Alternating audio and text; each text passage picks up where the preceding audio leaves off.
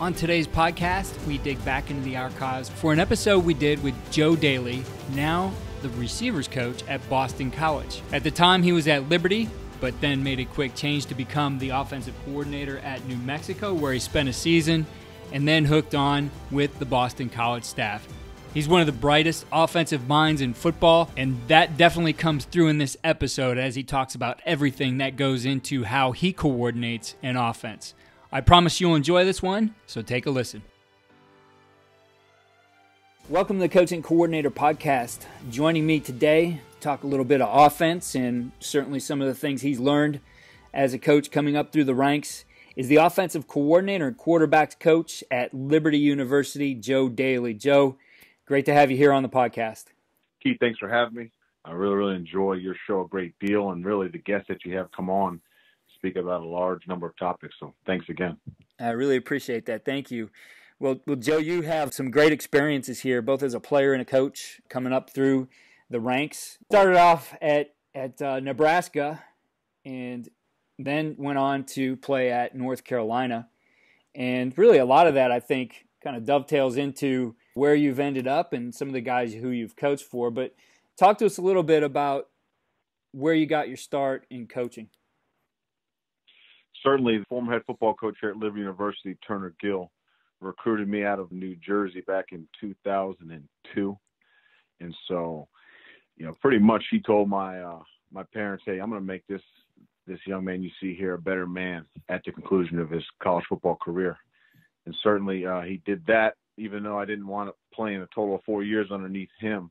We stayed in constant communication. Even though I transferred, he was a guy that I wanted to be like. He was a role model. He was an African-American quarterback coach, and that was something that I aspired to be myself. And so Coach Gill is really the reason why I was able to get into college football, because I started off as a graduate assistant for him at the university at Buffalo. And I know, having been a GA for him and then coaching for him later, he's made a big impact on your career and probably who you are as a coach. But talk to us about those guys who've made the biggest impact and some of the things you've been able to learn from them along the way. Yeah, certainly. I'd have to say that my stepfather, Rich Hansen, who was the head football coach and athletic director at St. Peter's Prep in Jersey City, had the biggest impact on me as a young man. He really is the reason why I aspired to be a football coach, because of the impact that he had on the men that came across his journey as a football coach. And then I was really blessed and fortunate to I had 5 offensive coordinators, 5 head football coaches in my 5 years of being a student athlete between North Carolina and Nebraska. And so fortunate part of all that was they were all NFL position coaches, and they all coached in a number of different systems. So with that being said, I learned 3 versions of the West Coast offense. I learned a version of what I'd say a pro-style spread at that time, and then a true option offense. So in 5 years, I learned what it usually takes anywhere between, 10 and 15 years of football, really in one opportunity. So I was really blessed and fortunate to be around a bunch of quality men that coach football at the highest level and decided to come back to the collegiate ranks.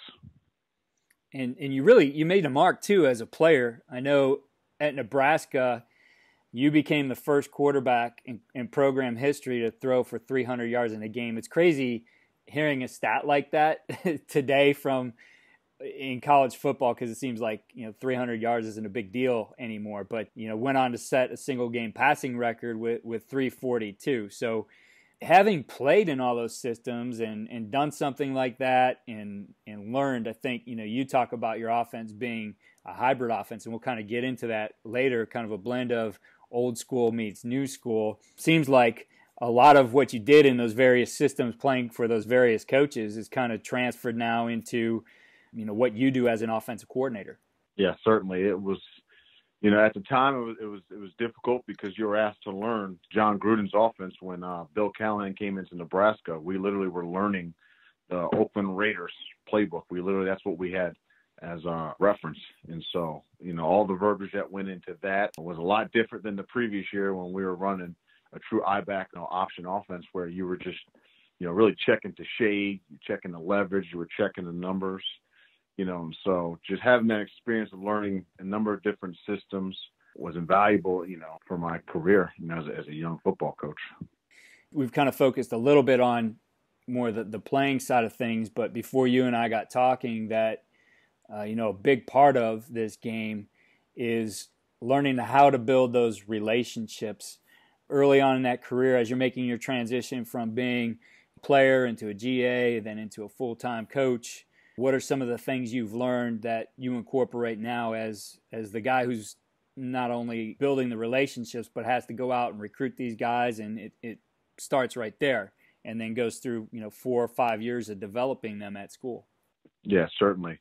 There's 3 things that really come to mind when it comes to jumping into this profession and wanting to be a ball coach.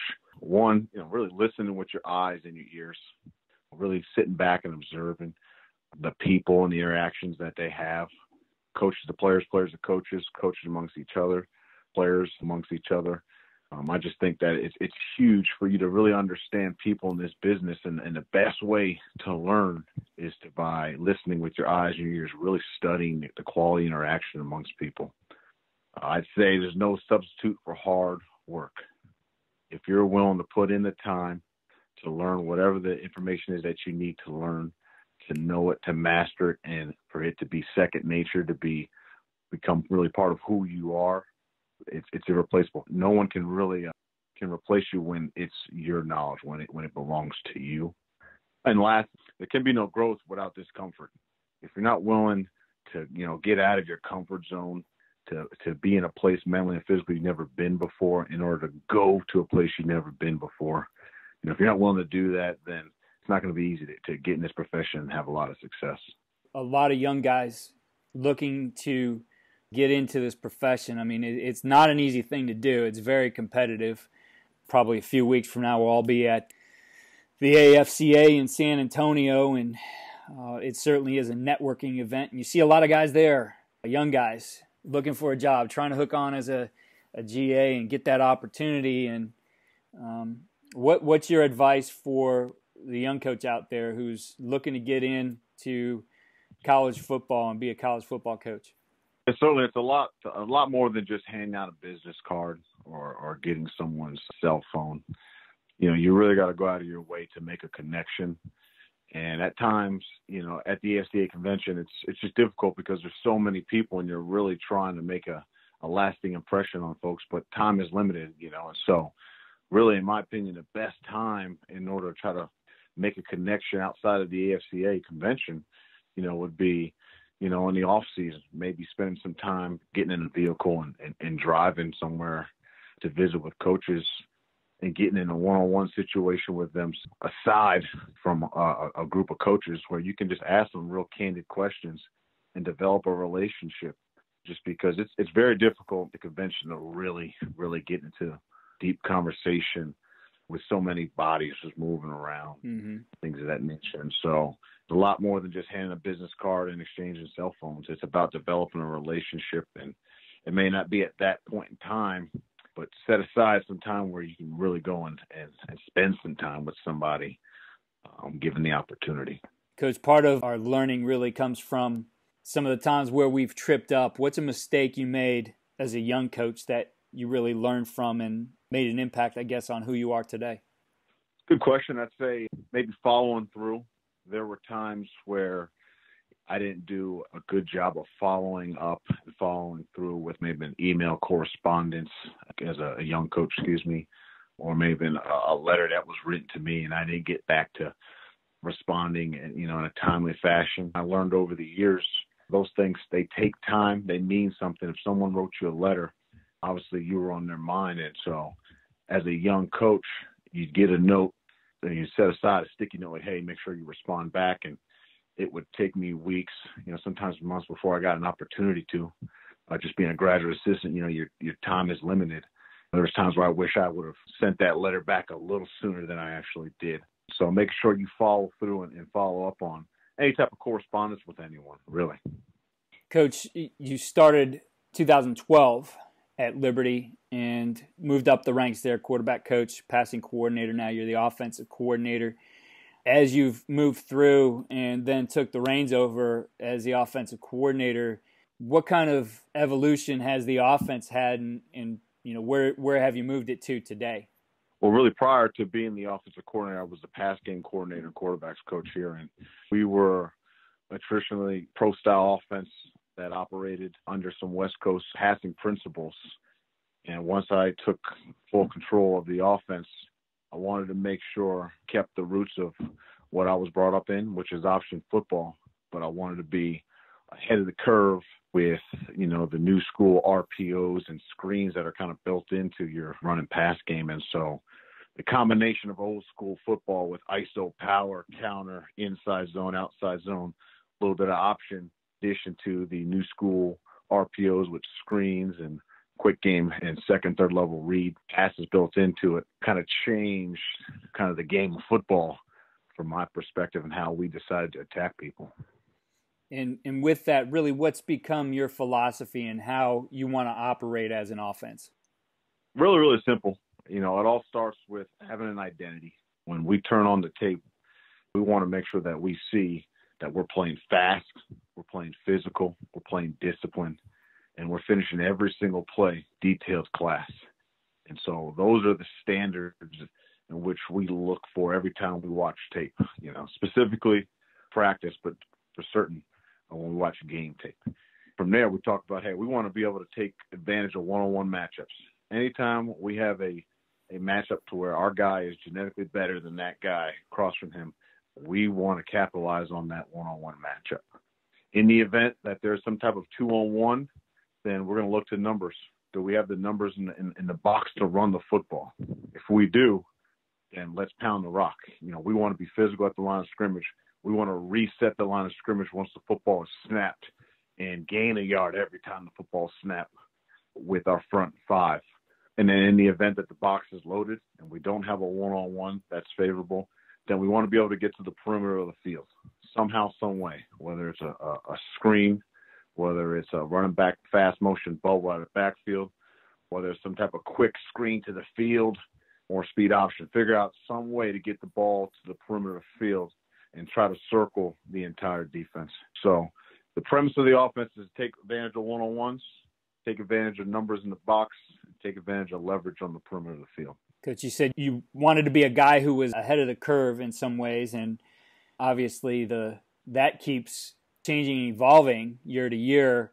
As you sit back now, look at this past season and start to see what some teams are starting to do, whether that's against you or in some of the other things that you watch, as well as some of the evolving concepts on the offensive side. What are things that have you interested right now, both the things you think you see as something that the game is going to evolve to, or what you'd like to evolve to a little bit more, plus the things they're going to have to face? Certainly, I think the second and third level reads with quarterback run game would be one of the things that I like to venture in myself. I see a couple teams dibble and dabbling with it, with the stick draw or the stick QB draw or Q ISO with a bubble or a hitch kind of built into it. I think running those basic core run concepts of inside zone, outside zone, power, counter ISO with the quarterback as the primary ball carrier, but having RPOs built in on the perimeter of the field, in addition to it, kind of puts defense in a real bind, because now you're talking about playing 11-man football every single snap. And defensively, it's going to be very difficult, and you can't be right, because now the primary ball carrier is the quarterback, not the back. Mm-hmm. And you're not always going to play with a post safety, or you're not always going to play with two safeties back there. You're going to have to make a decision on, well, hey, man, they always got an extra hat because the QB is the ball carrier. So we got to figure out a way to take away the one-on-ones and the perimeter spits and add another hat in the box to stop this QB from running the football. So I think some of the things that you're seeing out there, what Kansas State kind of did in years past and a little bit of what Oklahoma's doing right now, will start to really show and surface a lot more across the college football landscape.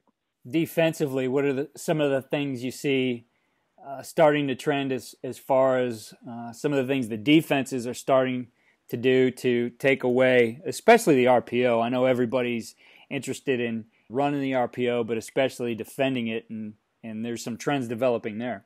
Yeah, there's a large body of things that people are really tinkering and toying with right now in college football. I think Iowa State did a really good job of trying to figure out the whole, how do I stop the RPOs without getting gashed in the run game? And so they jumped into four eyes and an odd front and had an extra guy kind of lurking in the back end. And that guy was always showing up in random spots. And I think that kind of eliminated the free access throws, some of the slants in a timing post. I think that disrupted some things in the back end. And up front, four eyes make it difficult to be able to double team and get to a backer, which allows those box backers to kind of freelance and get over top and make plays in the run game. We had an opportunity this year to play against Army, and their defensive coordinator did a phenomenal job of mixing their packages, both their personnel and their fronts. And so they didn't always allow you the opportunity to take advantage of free access throws, alley throws, shell reads, and perimeter throws. And so being able to mix up the odd front and taking away free access and alleys and post safeties kind of limits you in the RPO world. And then obviously just playing dude coverage, straight man coverage, or playing cover zero, where you pin your ears back, you're coming after the QB or the ball carrier, and you're locking those guys up outside, and you're not allowing them free access to run outside and run conversion routes. Playing man, mixing up the front, mixing up the back end looks is really what I've kind of noticed just watching college football over the past 2 seasons has been pretty effective. Yeah, the tight front certainly seems to be something that teams are looking towards more and more to, I guess, force the running back in some places. I know the conference I coached in, we'd see it at least 3 times a year. It honestly was not my favorite thing to see. I'd prefer to see an over and under. Much easier to deal with those. What are some of your favorite concepts to run when you're seeing the tight front, the 4-0-4s? Yeah, certainly like to jump into heavier personnel. The thing about our system is we call ourselves a hybrid spread offense just because we can still jump into untraditional spread formations and personnel groups. And we take a lot of pride in our ability to be diverse with how we attack people. We can jump into 21 personnel or 22 personnel and go after a tight front and try to mash the ball, but we also can attach RPOs to that same personnel and formation. So having the flexibility to still be able to attack the perimeter of the field and find your numbers and your matchups, still trying to run the football downhill, is something that we've always tried to do here, at Liberty, the offensive coordinator. We've just really tried to go after people no matter what the personnel and formation was, just because we know that football is not going to change. Right. If jumping in a heavier personnel group, we're trying to run football. There's no doubt about it. So you got to find a way to hat it up. Drop one guy, drop 2 guys, play man coverage, figure it out. But, there's a way to run and throw the football out of multiple formations and personnel groups. 21 and 22 wise, some of the RPO and read stuff. What do you like to do out of that personnel? Well, either in a balance, receiver on each side of the ball, or you're in a 2-receiver set, slot set, and you got your basics. I mean, you got your hitches, your slants, your verticals, your quick outs. You got your bubbles and your spits or your smokes. You got double slants, you got double quick outs. I mean, there's a number of things we would jump into pending, obviously, leverage and the coverage man or zone. Are you going free access on those pre-snap reads to throw those, or something that you'll go post-snap? Well, everything will start off as a pre-snap, but once the football snap, we're more concerned about the post-snap movement and the availability to throw a free access throw or a timing throw or give them a chance throw, fades and back shoulder fades and things of that nature. Got it. Coach, is there, looking back at this past season, play that was either very explosive for you or something that, you like to call every game that you might hang your hat on that you could walk us through? There was one play specifically that we always held on the back burner. It was always in our back pocket in a situation in which we needed to kind of go on a drive. We needed a play to get started, and we wanted to play to go beyond a first down. We would jump into a 12, we jump into 11, we jump into 10, and we'd be in a 2-by-2, and we'd have the back and the side or offset to us, and we'd run outside zone to the field or the boundary. But opposite of the outside zone, we'd run some type of RPO. It would be double slant. It'd be a seam and an outside in, a clear out, and a slot out. And we really just feel the leverage of the box and the movement of the box and the external box players. And we run outside zone, and if they fit the run, then we're going to get us some in the RPO world. And if they were going to drop and play coverage, then we're going to hand the football off and gain numbers as we went. And the back was just going to find a vertical void and then hit it with gas. For some reason, this season's it was one of the best play calls that we had third or fourth quarter when we really needed to go on a drive, just because, we didn't show it a lot. And then, when we did, it was just percentage-wise not consistent enough for people to say, hey, they're always going to run this when they jump into this formation or this personnel group. And so outside zone in one direction and RPO of double slants, a clear out, or a seam in an end, was phenomenal for us this season. It helped us win against Troy this season in a game in which we were underdogs, and we wound up beating those guys and pulling the upset. And coaching us through maybe the run part of that play. First of all, you're 2x2. Are you using attached tight end at times, or are you guys spreading that? No, sir. We're detached. So with the running back, what's his aim point that you're pushing for?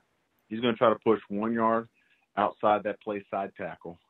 And he really wants to stretch it, but we know that defensive end's got to make a decision. He's either going to get upfield and set the edge, or he may try to play in or underneath that tackle, which then gives the back an opportunity to kind of circle the front.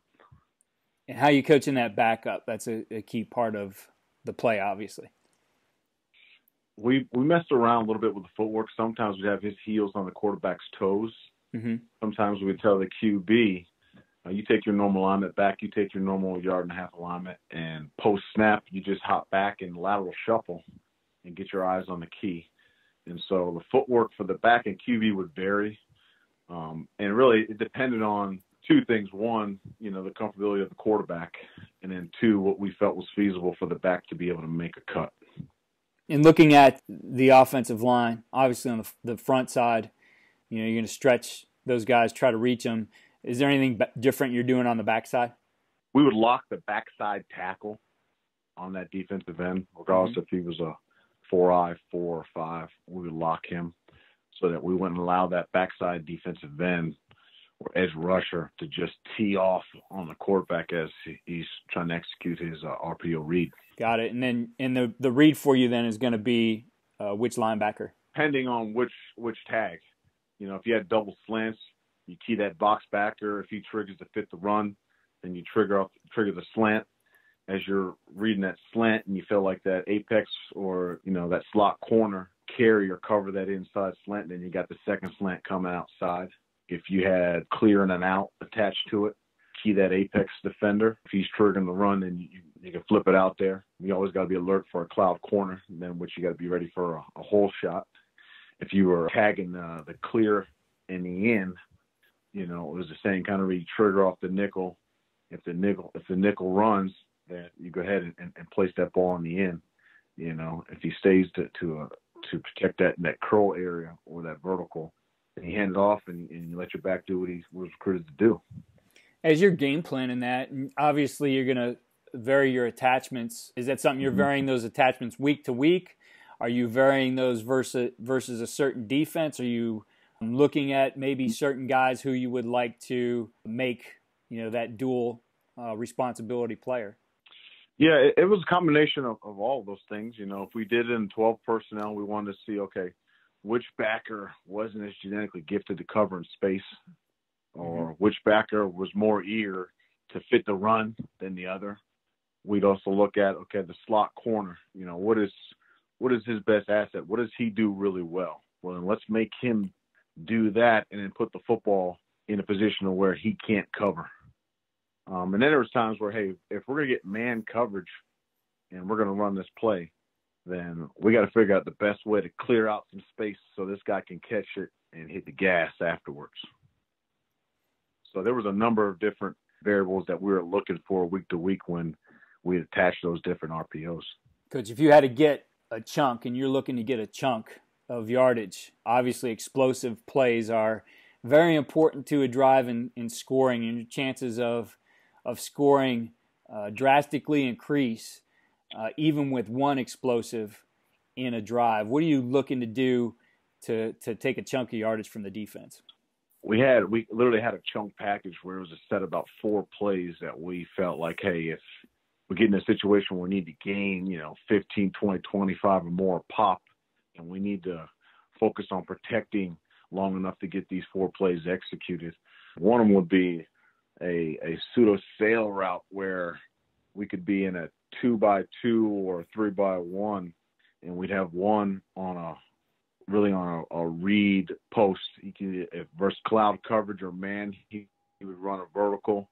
If he got any type of free access, whether it was soft man or cover 3 or a quarters look, he'd run what we call a beat the man post. Yeah, so number 2 on the sail concept would run a stem corner where he would stem in for 5 yards, hit the gas for 15, and then put his foot in the ground and set the corner high. He'd be given the opportunity to flatten out versus the coverage outside of him. And that was, between the post or the read post and that sail route, those were 2 quality combinations that we felt really good about being able to get the ball down the field. And then we'd always have some type of flat route built into that to the front side there. So you have a 3-layer throw so the QB could still make a smart decision in the event that 1 and 2 isn't open. Then on the backside, we have what we call a pig, which stood for post dig. And it really just came into the vision of the QB. And really that route kind of came open once the QB climbed the pocket and he was eliminating people. And he goes to check 4th read, and here it comes into his vision. He's going to catch that football probably towards the field hash, if not a little further as the quarterback's climbing that pocket. And then your flare control would either be a swing or some type of underneath route, breaking opposite of the field concept. Because the other aspect of your job, which you take great pride in and something you really want to become, was a quarterback coach. Talk to us about training that group. What are the important things for you that you're going to work with them both on and off the field? There's so many things we can do with those guys. Obviously, at the college level, you have 20 hours to get it done. How are you going to maximize the time you have with those guys? Yeah, training the quarterback comes down to really developing them in 3 areas, in my opinion. It's training the feet, the arm, and the mind. And everything that you do on a daily basis with your quarterback is about training one of those 3 areas.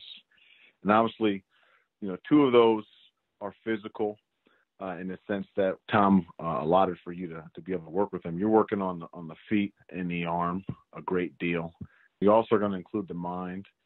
There's a number of ways to train, that aspect of it. But in terms of the physical aspects of training the quarterback, training the feet and the arm are paramount for trying to get the most productivity from your quarterback. When it comes to training their mind, there's a large number of things that you can do on a daily basis with your quarterbacks that don't always require you to be in their presence. We would do a daily visualization, and we would kind of just cut the lights out, and we recreate a scenario in which quarterback had to, take the field with a certain amount of time left on the clock or a certain point in the game. And we try to recreate a scenario where, hey, 1st and 10, left hash, 11 personnel, we're in a 2x1.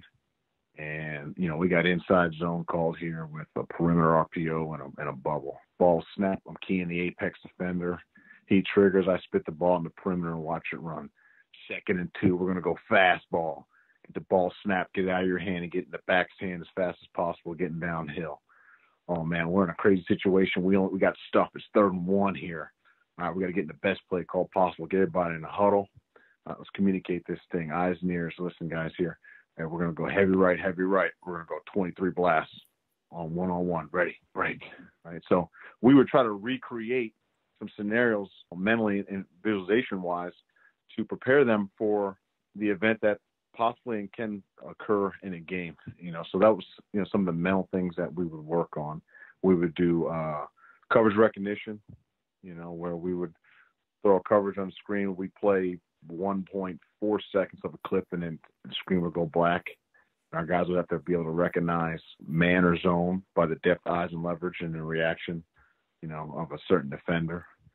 And then we would do anything with QB teach each other sessions where we get those guys on the board, and they would coach us up on how exactly, they are to read a certain play or what the technique and thought processes were involved in a certain coverage or a certain blitz, et cetera. So, everything that we did when it came to training the quarterback had to deal with training his feet, arm, and mind on a daily basis. Yeah, you're hitting a lot of learning styles there too. I love it. I like the visualization period you're doing, and I think especially for young quarterbacks, the coverage recognition stuff, being able to tell something about the defense both pre-snap and in those 1.4 seconds, which is essentially what he has from that snap to maybe a little bit longer till his first throw in a progression. I think that's so important that they're able to do that quickly, and I like the way you're training that. Coach, as you get your team on the field, your entire offense, what's your practice look like? What kinds of things are you working on each day, and how much individual? What are your group periods? What's your team like? We truly believe in maximizing our time on the football field, and we would never waste time. Everything that we did had to have a purpose. And so if we did a ball security drill, we were coaching it to the finest detail, the finest point, in which our guys, they get to the point where they could coach us up on it extremely well.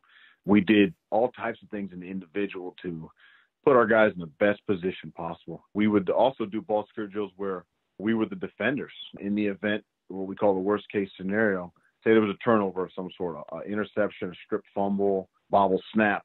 We would recreate the situation where now the defense has now scooped the football up, and now they're running down the field. Hey, how do we get that ball back? Because at the end of every play, as offensive coordinator, I want to make sure we have that football back. So if something bad happens or the worst case scenario takes place and they get a turnover, we got to figure out a way to get that ball back. We're not just wait for the defense to get the ball back. We have an opportunity to go get it. So every man on our football team, or specifically on offense, better learn the skills and techniques that are needed to go get that football back. So we work on what we call CPR, which is club pull rip, because the worst ball carriers on the field are the defenders, guys on defense. Mm-hmm. And so on a daily basis, we would work a ball security drill in which we were on defense, and we were trying to get the football back from those guys who had just received a turnover. We would do what we call a run review, and we try to rattle off anywhere between 25 and 34 plays back to back versus multiple looks in a 10-minute period. And we were banging. We put the ball in the middle of the field, and we would just go. And it was going to be the most physical period of the day. It would set the tone for the rest of practice, and usually it's the last 10 minutes of Indy. Once we were finished with Indy, then we jumped into a team period that kind of captured our base first and second down thoughts, our short yardage thoughts, and then any of our express tempo plays. And then from there we jump into a 7-on-7 period in which we were going to try to capture our base first and second down thoughts in addition to any third and short or medium passing situations. And then the final team period would a summary of the entire first and second down run install. And then we would jump into a heavy short yardage goal line period.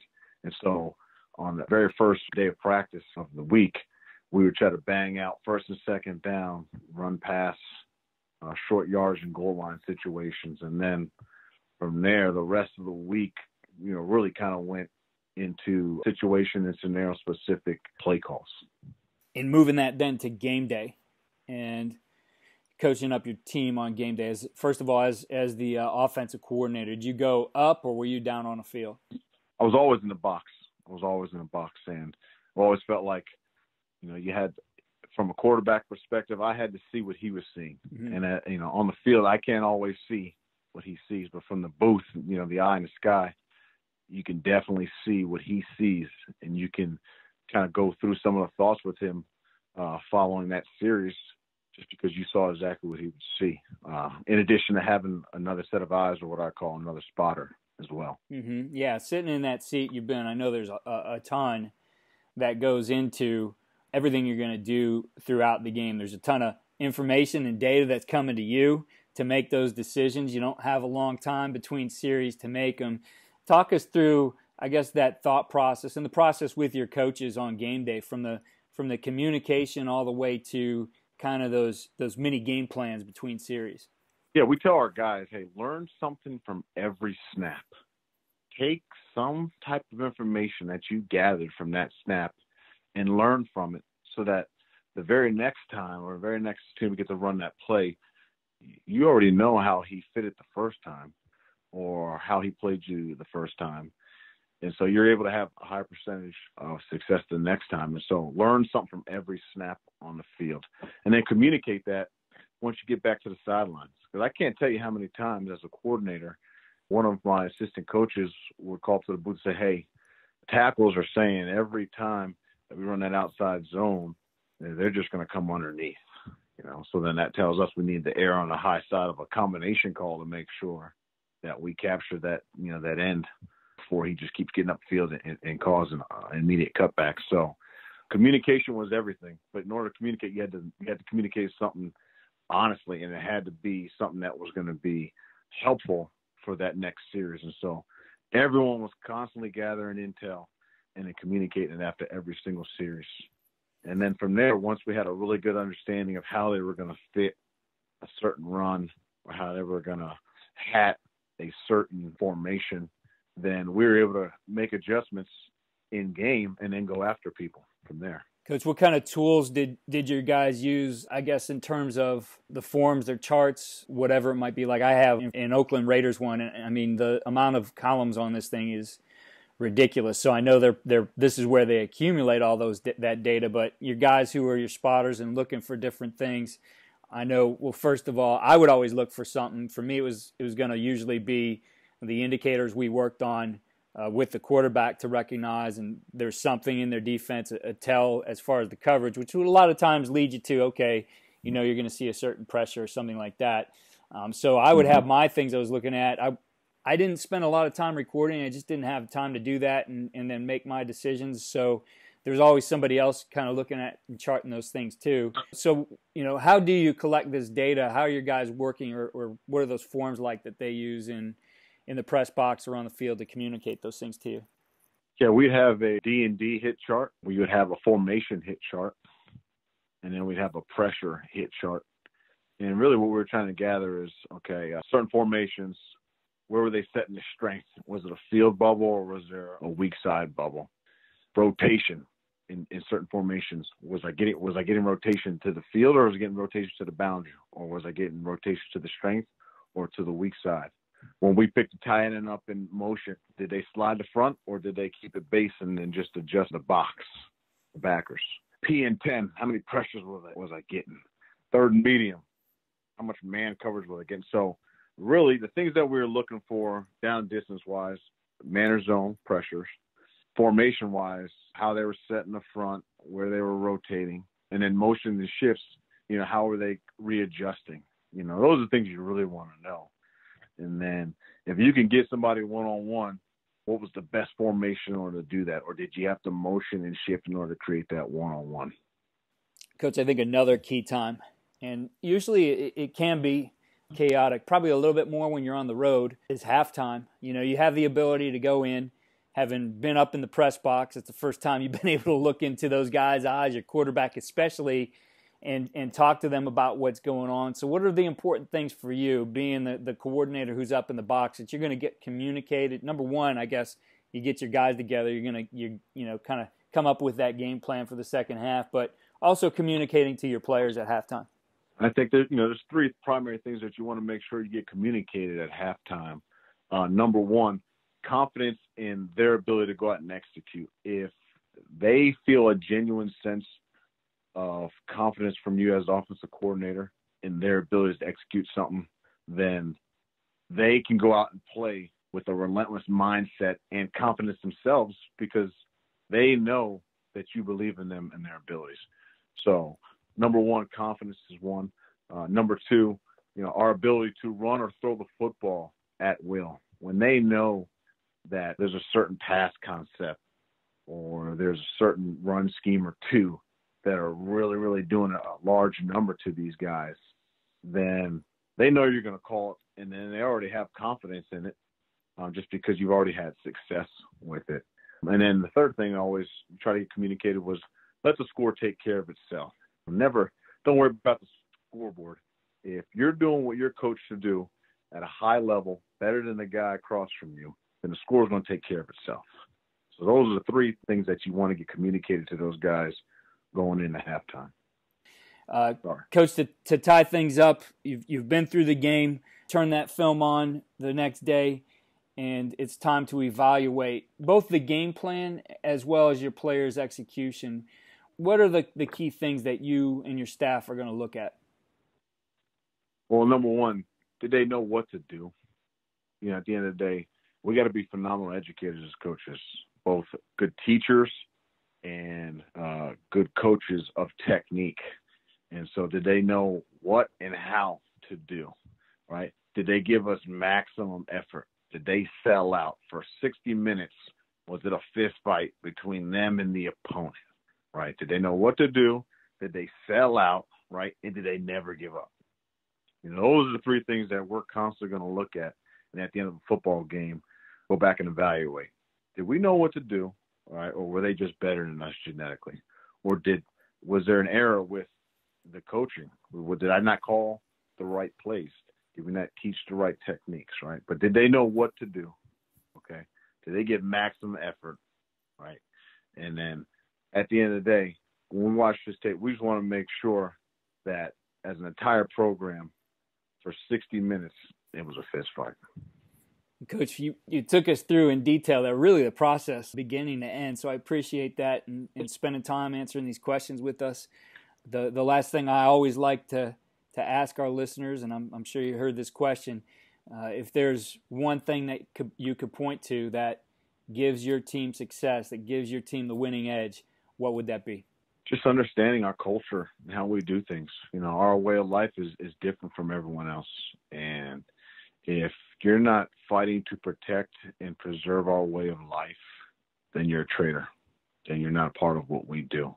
And so guys being bought into doing life the way that we ask them to do life together is what I feel like has allowed us to be very, very successful, because they know what the expectation is. They know what the standard is. And every time they cross that line or enter that building, they know there's a humidity and there's a temperature of high expectations and execution. Coach, thanks again, and good luck to you in 2019. Keith, thanks for having me, man, and the best to you as well.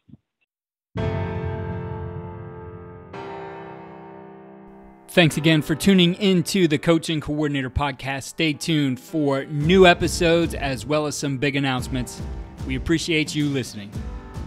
Follow me on Twitter as well, at Coach K. Grabowski, for more news.